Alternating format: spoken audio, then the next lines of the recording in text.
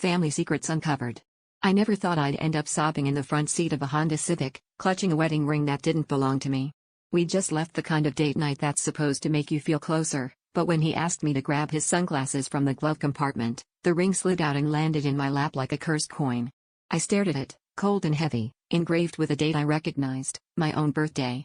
My hands shook as I asked him, point blank, who the hell he was married to. He froze, didn't even try to lie. He just looked at me with this raw, hollow-eyed guilt and said, "It's not what you think. My wife. She's your mother." I laughed because it was the only thing I could do, but the more he talked, the sicker I felt. He told me they'd married in secret, years ago, back when I was still out of the picture, before my mom cut herself off from me and started her new life. He said she never told him about me, never mentioned that the daughter she'd abandoned would crash into his world like this.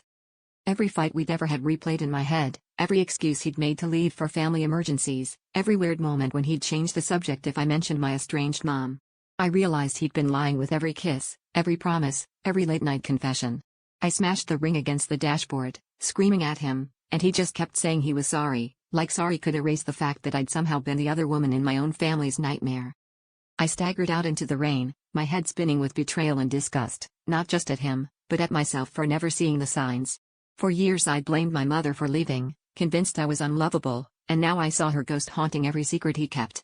I don't know if I'll ever trust anyone again, but the truth is, the worst betrayal wasn't his affair or her lies, it was realizing I'd spent my whole life looking for love in the ruins they left behind.